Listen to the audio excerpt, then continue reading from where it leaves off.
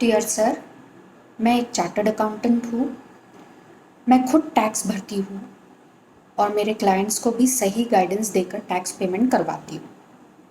ठीक है, मैं आपकी तरह एक्सपीरियंस नहीं हूँ, इंटेलिजेंट भी नहीं हूँ, बट क्या मैं जान सकती हूँ कि हम इतने गरीब हो गए हैं कि अगर हम दारू नहीं बेचेंगे तो हम भूखे मर जाएंगे? आपने कहा जनता कर्फ्यू करे में रहो, मैं और मेरा परिवार रहा। आपने कहा लॉकडाउन के सारे रूल्स पालन करो, मैंने और मेरे पूरे एक्सटेंडेड परिवार ने इसका पालन किया, अच्छी तरह पालन किया, स्ट्रिक्टली पालन किया। इनफैक्ट मेरी दो छोटी बेटियाँ एज 9 साल और 7 साल मेरे मायके में पिछले 50 दिन से फंसी हुई है, रो रही है, अपने मम्मी पापा के पास आना चाहती है, बट हम आपके बताए सारे लॉकडाउन के रूल्स का पालन कर रहे हैं। आज मैं आपसे पूछना चाहती हूँ, why it is important to open liquor shops? क्योंकि मुझे लिकर शॉप्स खोलने के बाद के फॉलोइंग इम्पैक्ट्स ही समझ आते हैं। मेरे घर से 500 मीटर की दूरी पर एक दारू दुकान है। मैं आज सुबह से वहाँ भीड़ देख रही हूँ, जिसमें कोई सोशल डिस्टेंसिंग नहीं है, मास्क नहीं पहने हैं। इतनी भीड़ तो मैंने राशन की दुकान पर भी नहीं देखी पिछले 50 दिनों में, जितनी आज मैंने वहाँ देखी। मेरे यहाँ की सर्वेंट, जिसके लिए आपने अपील की थी, उनकी सैलरी ना काटी जाए। And let me tell you, पिछले 50 दिन से मेरा ऑफिस बंद है, just to follow the lockdown rules.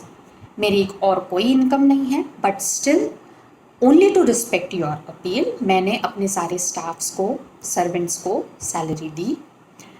मेरी मेड आज आके मुझे बताती है कि मैडम, मेरे हस्बैंड ने घर के सारे पैसे ले जाके दारू दुकान से दारू खरीद के ले आया है, अब वो दारू पी रहा है, अब वो हमसे मारपीट भी करेगा।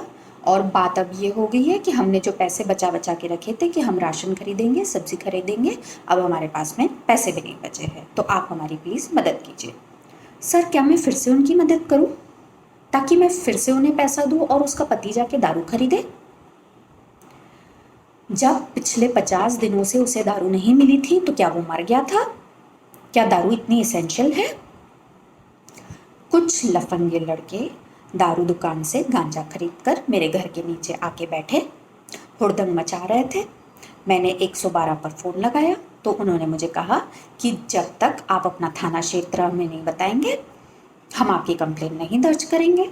सर, ये तो ठीक है, यहाँ का थाना क्षेत्र मुझे पता था, लेकिन कभी अगर मैं कोई अननोन जगह पे हूँ और वहाँ से मैं 112 पर फ़ोन लगाती हूँ अपने बचाव के लिए, अपनी सहायता के लिए, तो क्या मेरा थाना क्षेत्र बताना मुझे ज़रूरी रहेगा या मेरे बचाव के लिए उन्हें सहायता भेजना ज़रूरी रहेगा?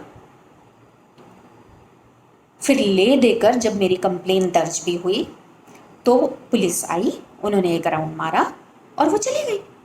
तब क्या पुलिस को उस दारू दुकान पे लॉकडाउन की वाट लगाते हुए, अवहेलना करते हुए लोग नहीं दिखे? क्या उन्होंने उसके अगेंस्ट में एक्शन नहीं लेनी चाहिए थी? मैं पुलिस को नहीं पुलिस के बारे में कंप्लेन नहीं कर रही हूँ सर। मुझे भी पता है उन्हें जैसे ऑर्डर्स दिए जा रहे हैं वो वैसा ही कर रहे हैं। इसीलिए मैं आपके पास रिक्वेस्ट कर रही हूँ, आपसे पूछ रही हूँ, क्या आपने ये ऑर्डर्स दिए हैं? और दिए हैं तो क्यों दिए हैं? क्यों ज़रूरी है दारू दुकान खोलना? इसका एक लॉजिकल रीज़न आप मुझे प्लीज़ दीजिए सर। जैसे मैं आज तक आपकी हर बात मानते आई हूँ, आँख बंद करके मानती आई हूँ, वैसे ही इस बात को भी मान लूँगी, because I believe and I preach and I respect you.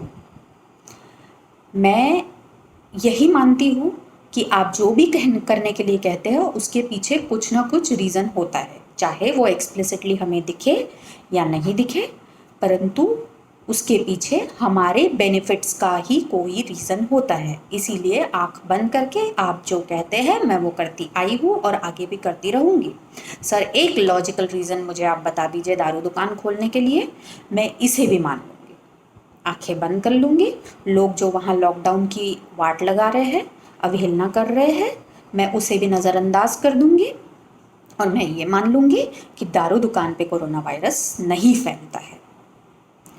आज मुझे एक रिस्पॉन्सिबल सिटीज़न होने के नाते आपकी हर बात मानने के नाते मैं ये चाहती हूँ कि आप भी इस चीज का मुझे answer they. Subscribe now and press the bell icon. Never miss an update.